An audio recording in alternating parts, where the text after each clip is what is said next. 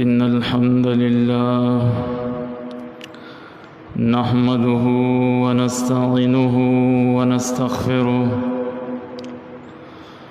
ونعوذ بالله من شرور أنفسنا ومن سيئات أعمالنا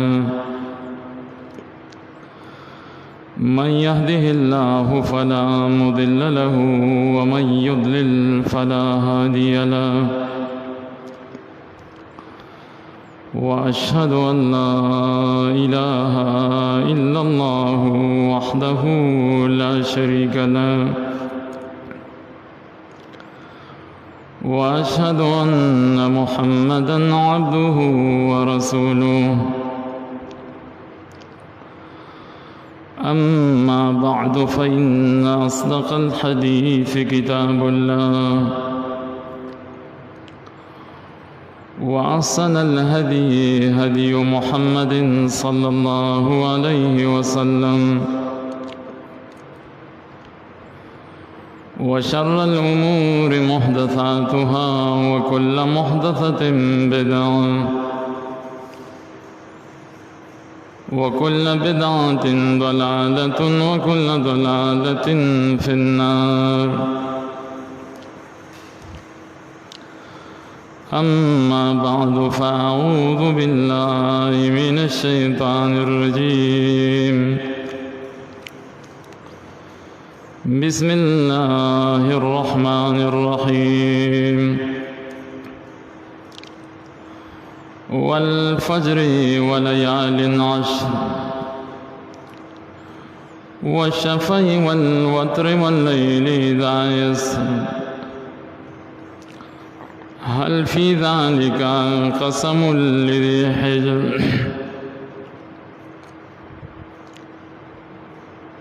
محترم و سامعین و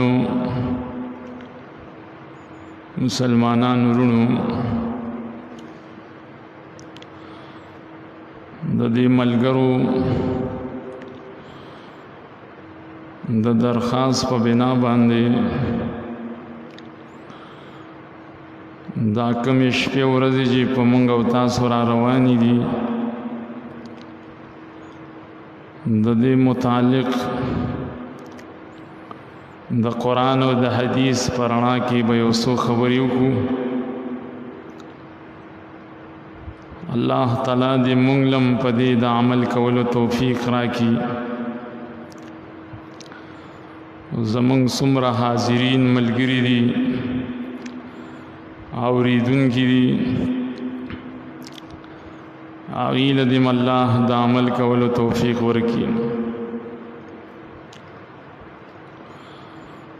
د الله تعالی د احساناتنا او د انعاماتنا یو انعام الله دام کړی دی چې الله تعالی د خپل نیکانو بندګانو لپاره وخت په وخت باندې داسې موسمونه راولي، داسې ورځې او داسې شپې راولي چې په هغې شپې او ورځو کې دغه عباد صالحین نیک عمله خلق په خپلو اعمالو کې نیکو اعمالو کې زیادت وکړي.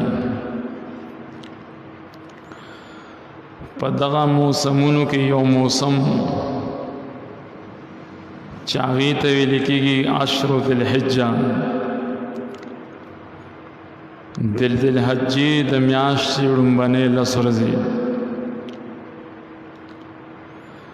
چې دا هم په موسمونو کې یو عظیم موسم دی. زما په خیال 2-3 ورځې پس د هغې آغاز کېږي ابتدا. راځئ چې د هغې فضایل وپېژنو چې کتاب او سنت کې د دغه ورځو څه مقام دی. قرآن کریم چې مونږ ګورو الله تعالی سورۃ الفجر کې پدیش په روزو باندې قسم خوړلې. الله فرمایي والفجر وليال عشر، قسم دے په سباو، قسم دے په شپو لسو باندې. لیال عشر ستوي لس شپې. دلته ذکر د شپو د هو مراد د دین ورځې دي. امام ابن کثیر د دې آیات لاندې لیکلي دي المراد بها عشر ذی الحجه، لیال عشر نه مراد لس شپې دي، لس ورځې دي د ذی الحجې. دا تفسیر دے دا عبداللہ ابن عباس، دا تفسیر دے دا عبداللہ ابن زبیر دے امام مجاہد، دا گنو سلفنا مفسریننا صحابونا تابعیننا امام ابن کثیر دا آثار نقل کری. نو الله تعالی چې په یو سیز باندې قسم خوري دا د دغه سیز عظمت ته پدې کې اشاره وي. الله تعالی چا مجبور کړي نه دي چې ته خامخا قسم خوري. ولی قسم چې یو انسان په دنیا کې خوري نو د عاجزۍ نه خوري، کمزورۍ نه خوري، خپل مدعا خپل دعوه نشي ثابتولی، مسله نشي ثابتولی، نو دې په قسم باندې ځان بری کی. نو الله تعالی هو یو مطلق بادشاہ دی،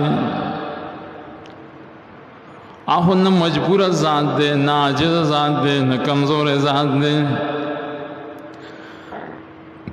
آغا چی پا یو سیز باندې قسم خوري دا دلیلی د دغه سیز په عظمت باندې. او قرآن کریم کې دسې بے شمار مثالونه دي دا د دې سیز په عظمت باندې دلیلی. دا دلیل شو چې الله تعالی د لس ورځو ته یو داسې عظیم مقام داسې مکانت ورکړې ده چې رب په دې قسم خوړلې. دا هو یو آیت کریمه شو.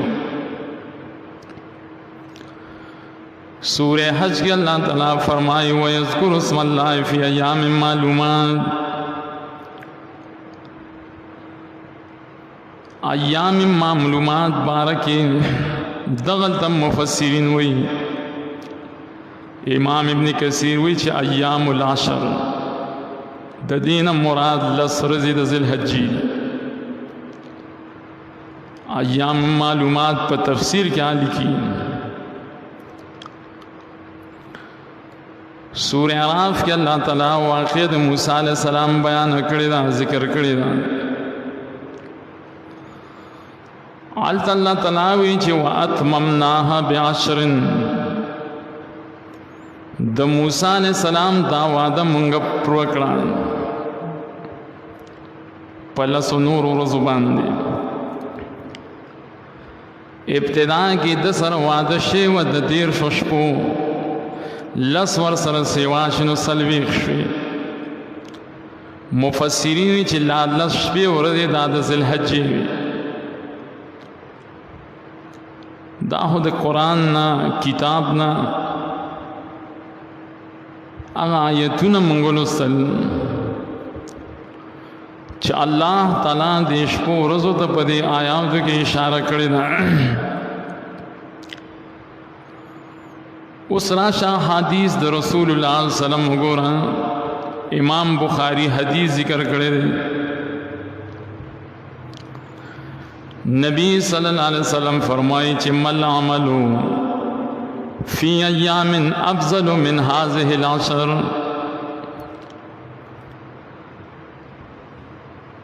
अल्लाह ताला नबी सल्लम फरमाई मल अमल फ़ी अय्यामिन, मुसलमानान ब नूर रोज़ो किम नेक अमलु न कई, नूर रोज़ो किम कई खुद लसो रोज़ो के चे कम नेक अमल कई नु दागी नूर रोज़ो अमल देता न रसी देव रोज़ो शपोल अल्लाह कम मकाम वरकड़े। सहाबो चे वलल जिहाद हो या रसूल अल्लाह, द नूर रोज़ो जिहाद कवलम देव रोज़ो शपोता न रसी, यो सड़े प नूर रोज़ो शपो की जिहाद कई, जिहाद होली अमल। नबी सल्लम फरमाए जाओ वलल जिहाद, देव रोज़ो मुकाबले तो जिहादम न रसी। और इल्ला रजुलन खरज युखातिरु बिनफ्सिही व मालिही फलम यरजि बिशैइन। और कचरी दासी और सड़े पैदाशी दद मालम खपल्ले असलहम खपलदा बदन मुखपल्ले दल्लाह पलाना के मालम कुर्बानी की जानम कुर्बानी की वापस रानिश टिक दगे व अमल सर बराबरी। बाकी पदेश को रोज़ों के नेक अमल द जिहाद नमज़्याद फजीलत लरी।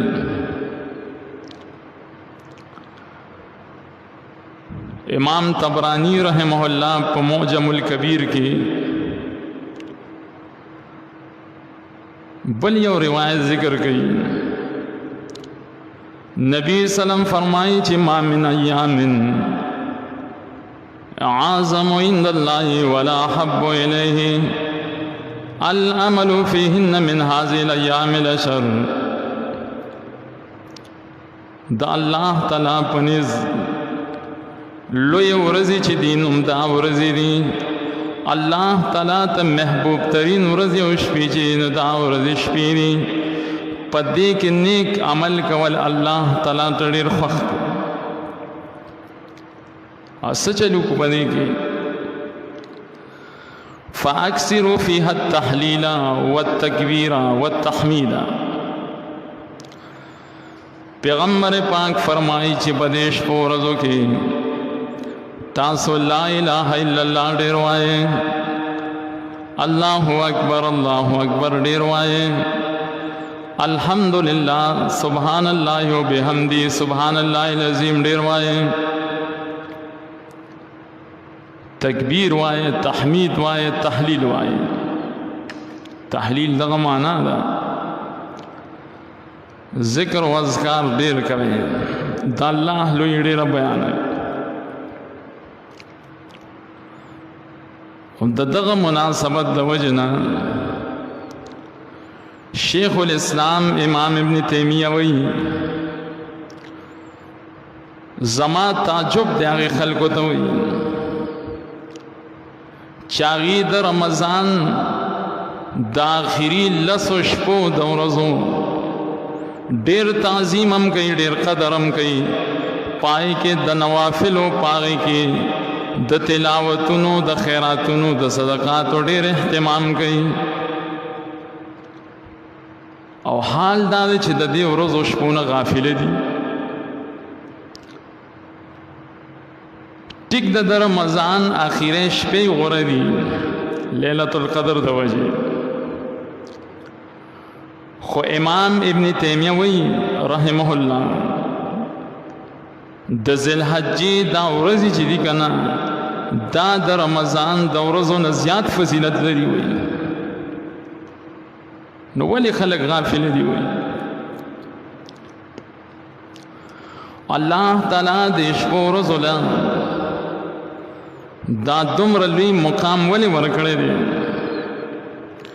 चे द जिहाद पशान यौ अज़ीम इबादत द जिहाद पशान यौ अज़ीम अमलम देव रोज़ो सरे न दे बराबर करे। देखिए बस फलसफा ही। अल्लामा इब्न हजर रहमहुल्लाह आगा पखपल किताब फतहुल बारी की लिखी द बुखारी पर शरह कही वल्लज़ी यज़हरु इन्न सबबा फ़ी इम्तियाज़ अश्र ज़िलहिज्जा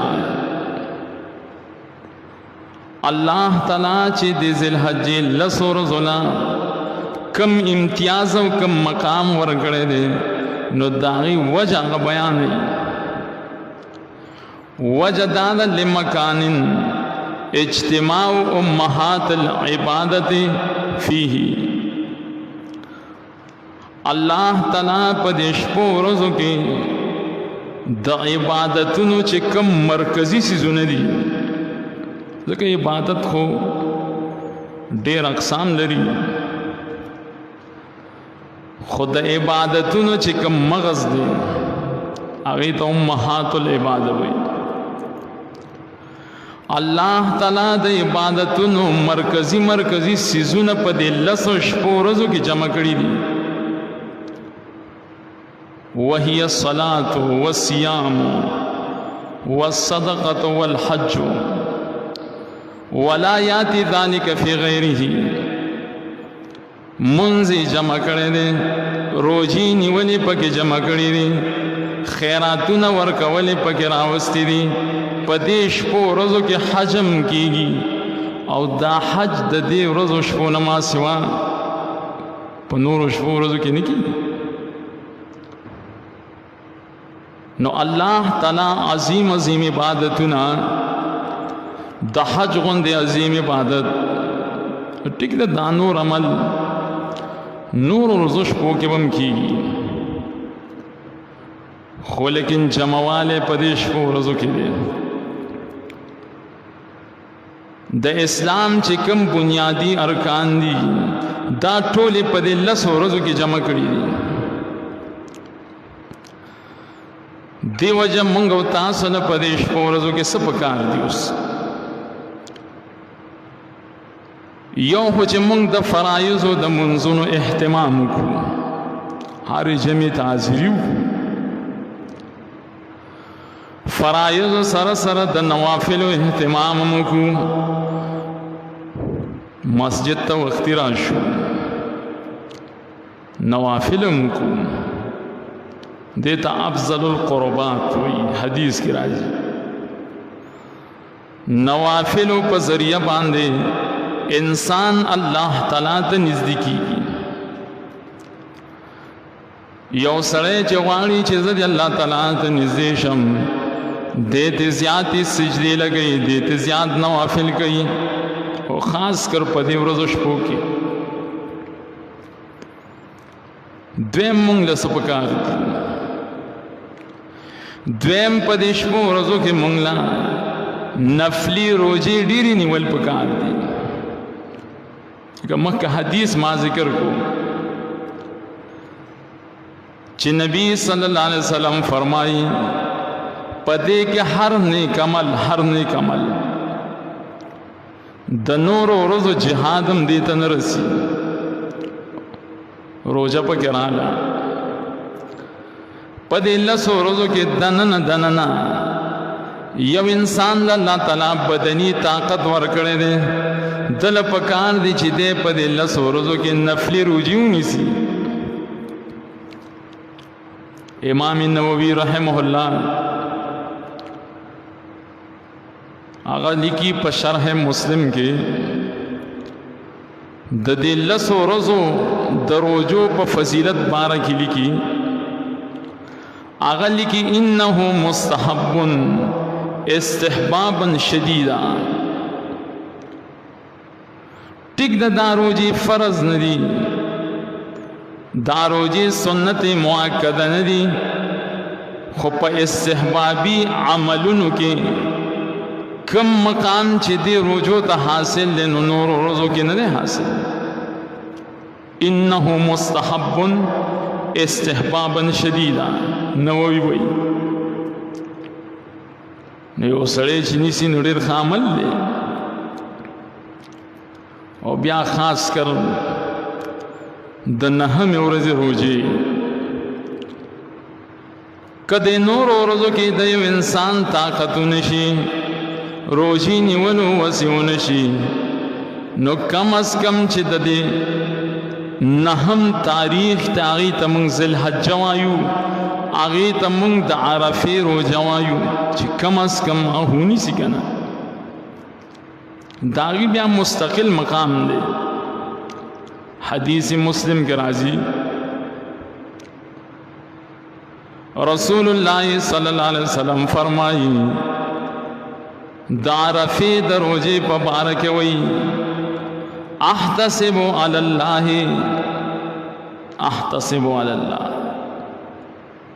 ان یکفر السنة التي قبله والسنة التي بعده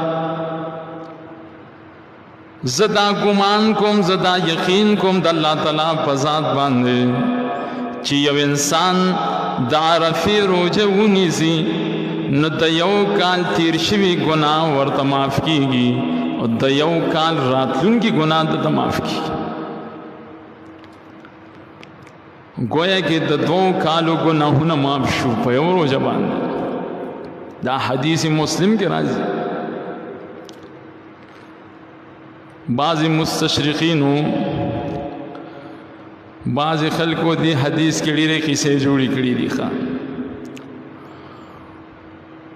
خود دین امامانو محدثینو مفسرینو الله چې په حدیثو کې اغینه مهارت ورکړې ده د کتاب او سنت سره دای تعلقي خپل عمر پدې کې تیر کړې ده خپل مال او بدن پدې کې لګولې دي دغه امامانو محدثینو ټولو دا روایت صحیح کړي دي چې او د عرفه د روزې دا فضیلت دی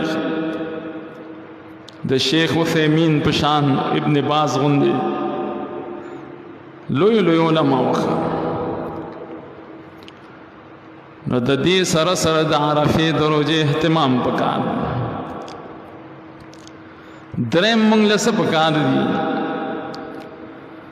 درم عمل پدیش پا ورس کے منگ لسا پکار دی پیغمبر پاک فرمائی جے فاکسرو فیہن التحلیل والتکبیر والتحمیل پدی ورزو شپو کی بذکر ازکار دیر زیاد کوئے کلچی دزل حجی میاش روخی جی تکبیرات بشورہ کے چھ اللہ اکبر لا الہ الا اللہ واللہ اکبر وللہ الحمد اللہ اکبر کبیرا والحمد للہ کثیرا وسبحان اللہ بکرتا واسیلا نورم دیری صغیری دا دینا پارا طریقہ چھوئے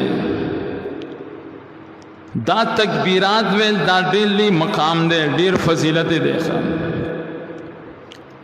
امام بخاری تعلیقاً یو حدیث ذکر کړي کله چې بد ذل حج میاش روختلا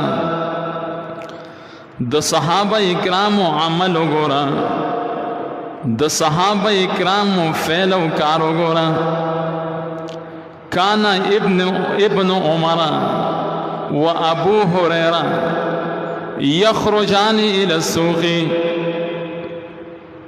ويكبران عبد الله ابن عمر ابو هريره دا دوه صحابه کرام دیب بازار تمتل او په بازار کې به پچغو چغو باندې تکبیرات به ویلې الله اکبر به ویلې خلق چې به وکتل نو ويكبر الناس بتكبيرهما خلق بم تکبیرات شروع کړل عبد الله ابن عمر د مانځنه بعد بم ویلې خپل مجلس کې بم ویلې خپل کور کې بم ویلې په بستر بم ویلې لارو کوسو کې بم ویلې دا لس ورځې چې دي په دې کې چې انسان څومره تکبیرات وایي څونه حمدونه د الله وایي لوی فضیلت دی. مهران میمون ابن مهران وایي که نه بعضې خلک وایي ما وموندل داسې تکبیرات به ویلې داسې ذکر او اذکار به کولو وشبهه بالموج ما به وی که دا د دریاب چپی دي ښه خو اوس وایي خلکو په دې کې کمی کړی دی. خلک د دې عمل نه ناخبر دي اهتمام د دې ورځو نه کوي. داسې تکبیرات وایا داسې تکبیرات وایا چې خلک درته لیونی وایي ښه کانه مجنون ښه میاشت د ذوالحجې چې مولي د تکبیرات شروع شو ښه دا خو درې څلورم عمل شو او پنځم عمل مونږ له څه پکار دی. پنځم عمل چاله چې الله تعالی مالی طاقت ورکړي د خپل وس او استطاعت مطابق د الله په لاره کې صدقې ورکول دا لوی فضیلت لري په دې میاشت کې. شیخ عثیمین رحمه الله دا کتاب دے اللقاء الشہری پنوم آغا وی اب انسان کے پر رمضان کی یو روپے دا اللہ پلار کے خیرات کی او دغا یو روپے دے دی ذی الحجی پا میاش کی خیرات کی نو کم یو بغورئی د رمضان د میاشتې خیرات بغورئ او که د ذی الحجې د میاشتې خیرات بغورئ کومه صدقه بغورئ دا د دې شپو ورځو مقام ذکر کوي. هغه فرمایي چې الصدقة فی 10 ذی الحجة احب الی الله من الصدقة فی 10 رمضان.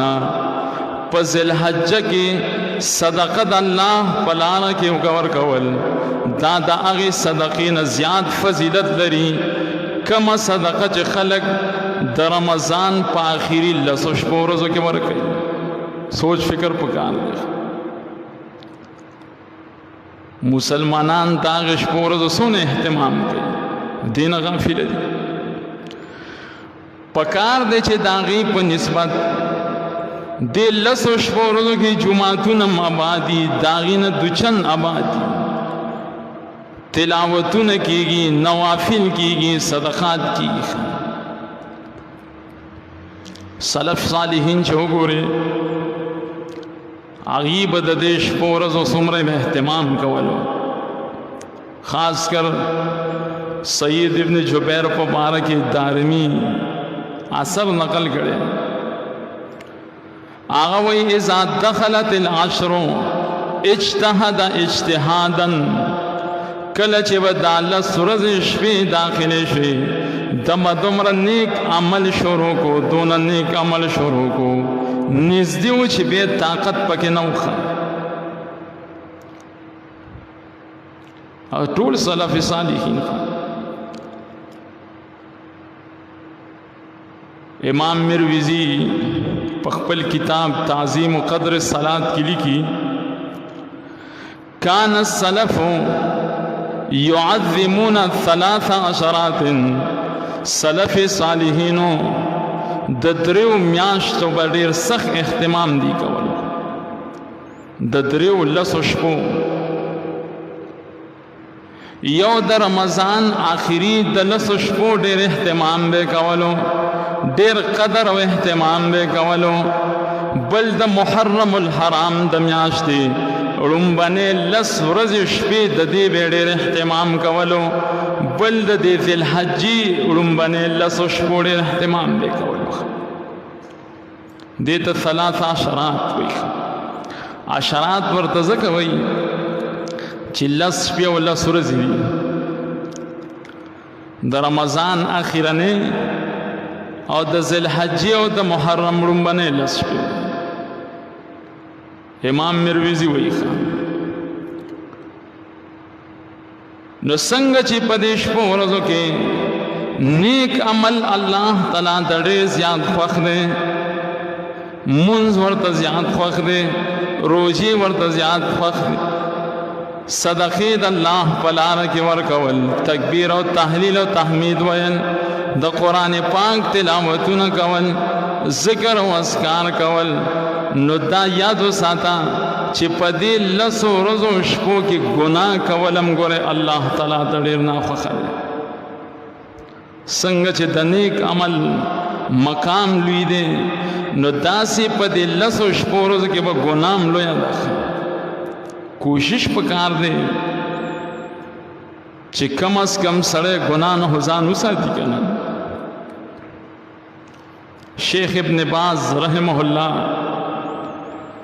په خپله فتاوو کې لیکي سیئة فی عشر ذی الحجة اشد وعظم من سیئة فی رجب او شعبان.